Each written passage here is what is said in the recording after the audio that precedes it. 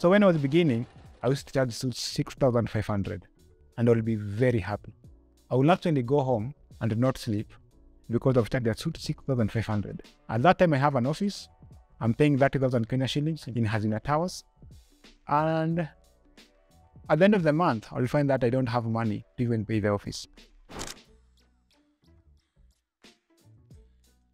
I think I've been born with a passion for fashion. I grew up with a dad who was very dapper, always on suits and ties, but I didn't know that eventually I would find myself into fashion. But after high school, I was called for one event and my dad forced me to do a suit. And after that, the compliment I got from people, I just found myself wearing suits. So I became a suit fan, and that's how the journey began. So Jab called me to go and pursue a degree in economics and political science.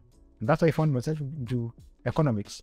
But deep within me, I knew that I'll finish, work for like 5 years, get capital, then go do what I love. I didn't know what it would be. So after campus, I finished, looked for a job for like 8 months. I couldn't get one. And I chose to pursue my passion and convert it into an income generating activity. At Maluki Legendary, we offer luxury experience. From the time you walk in, you are met by a very lovely receptionist. She will welcome you to our atelier. Sit down, then I'll take you through the fabrics that we have. As we take you through the fabrics, we are either having coffee or a drink of your choice, soft drink of your choice, either soda or a juice. I'll get to hear what your story is. Who are you? What do you do? What is your personality? What does your profession entail? Are you more into field work or more into office? What is your personality? Are you an introvert? Are you an extrovert? Then after that, now I'm able to advise you on the best fabric that befits your lifestyle.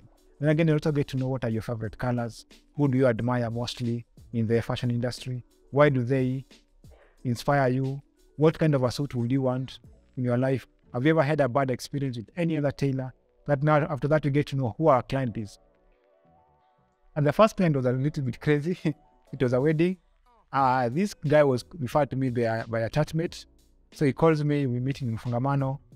So he wanted me to do the clothes for his groomsmen. So we agreed to meet after 2 weeks. I go get the measurements for his groomsmen, which he did. At that time, I didn't even know how to use a tape measure. I didn't know how to get measurements. But I went to a friend of mine who was a tailor. He taught me how to get the measurements. And after 2 weeks, I was ready to go meet the guys. I took their measurements and everything went well in terms of me getting measurements. When now the time came for my fundis, he really messed me up. I got him the measurements, perfect measurements, took to him, paid him all he wanted, but ile kuzungushana, come after 2 weeks, I go after 2 weeks, come after another week, come after another week. Then there's a term that tailors usually use mostly, imeenda finishing. So 1 week to the wedding, I was given this work 2 months before the wedding. 1 month to the wedding, I go, zimeenda finishing.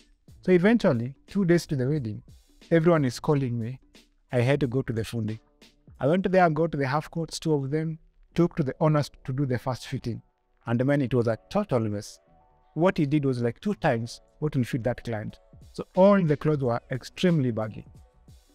So he messed the first client, but he still gave me a second chance. And after now, we are still good friends. After the first fundi messed me up, I knew that I had to learn the skills. So from that time, my key thing was I first of all learned the skills, that in case I meet any other client, I don't mess them like what I did to the first client. So I went to another, still the same fundi who taught me how to get measurements, a guy by the name Kefa. Kefa, he's really played a very big role to whom I am right now. I went back to him. I was like, hi, now I want to learn this thing. And the guy was like, you have a degree. Endo kaajiriwe, tuachie kazi tufanye. But I still persisted until the guy was willing to teach me. So he taught me the basics of doing a straight line, changing thread on the bobbin, and the other things I just got to learn on my own after I bought the machines. On the technical part, I've been able to go online. YouTube has like almost everything. But then after that, I also had to go back to another tailor to teach me how to do cutting. And when it comes to tailoring, cutting is everything. Once you mess in cutting, if you mess in getting the measurements, everything is done. So no matter how good you are at tailoring, if you mess in cutting, if you mess in the measurements, the whole of that outfit will be a flop. About capital, it was hard, it was hectic. My parents were not even supporting me. For like 2 years, I never stepped home because my dad was like, I didn't take you to school for to become a tailor. We had a grudge that made me not go home. So right from the word go, I knew that they would not support me or even give me capital. But after that first wedding, amazingly, I began having orders. So I did like 6 other weddings, and weddings are usually like a big thing to us fashion designers because there are many people, so you get to have a bigger profit margin. And I was able to save until I opened my first shop. We really enjoy weddings because that's where big money is. You get like one wedding with 6 people. 6 people, that's good money. But it also comes with its own dramas, its own pressures. This happened sometime last year. This client comes, a very good friend of mine from campus, and he chose to work with me, give me the work. And when you're just about to start, all my fundis were poached. So I'm left with only one fundi to deliver the crazy demand that we have, plus these 2 weddings. Eventually, I almost messed up in terms of timelines. They were calling me every day and night, coming to check. They get into the workshop, they'll find that the workshop is empty, no, I have no staff inside. Then they're like, hi, so how are you going to maneuver? The wedding is almost approaching and you're not seeing any progress. But at that time, I had to think swiftly. I have some other friends of mine who are tailors and they do a good job. So I had to take this job, take to them, or go work, then they bring it to me. That's one. There's another time, another guy, we did them a wedding. They didn't pay. He actually sneaked with our outfits. He came, we packed the outfits. Then he's like, hi, let me send you the balance. He never sent and he went to the clothes. So the next day early in the morning, the day to the wedding, we had to wake up, dress up. I called 2 of my guys, went to the wedding. And before the wedding happened, you call the pastor, like, hi, you've not been paid. So we demand to be paid before the wedding starts. Otherwise, we are going to either eat the cake ourselves, or when the time comes for if there any other person with a valid reason, or they should not be married. We were supposed to like go and shoot up our hands and say we've not been paid for the suits. But the pastor was a very wise person. He calmed us down. We got to learn later that the groomsman had eaten the money. Every other person was paid, even the balance, so he had eaten the money, or he had spent the money paying other service providers, and we were left. So we had to wait until the wedding happened. They took the envelopes to the car, opened the envelopes, trying to look at the cash, and eventually were paid from what they got from the envelopes. My niche market has always been that man who is willing to pay more and get the value for their money. That man who wants to look dapper. That man who wants to look classy. That man who wants to be the person who will outshine all the other men in whichever group that they find themselves in. In my first shop, I was referred to as CEO for a client. He came, the place was very dingy, very shoddy, plastic stools, fundis everywhere, off cards everywhere. The guy came to my shop, he had been told that I'm a very serious designer. Upon reaching there, he didn't even give me a job. I was like, whatever I was told and what I'm seeing here, I'm not seeing anything serious. And the guy told me, you go, the day you'll be serious, call me, I'll come and buy from you. In my second shop, I called the guy tells me, get me a video of your shop before you even come. He saw the video, it was impressive, and after that he came. And up to now, he's been one of my most loyal clients, and he's also referred me to many other people. I usually request that every client that I serve to go refer me to at least 2 clients, and that has helped me at least build clients, and clients who are now my niche market. I began with 6.5, then after I moved to the next shop, I went to 15,000. I went to another shop.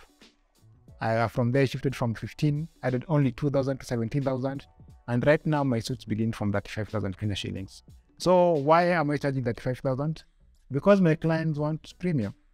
And I make sure that in Maluki Legendary, we offer premium services. From the time they walk in to the time they're walking out after they get their suit, it's all about premium.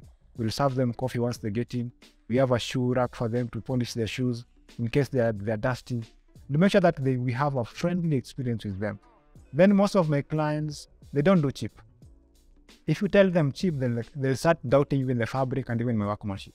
So I've learned who my target market are, and then I charge them accordingly. Because if I go lower than that, they won't buy. They'll start doubting my workmanship, they'll start doubting my fabric, and everything that we offer over here. When I was starting, most of the clients were really conservatives. They were almost going for the conservative colors. Black, navy blue, charcoal gray. And if they go something bright, they'll go for parliament blue. But right now, there's really been a big shift in the industry. Nowadays, guys are doing maroon. Guys are even doing mauve, which is pink.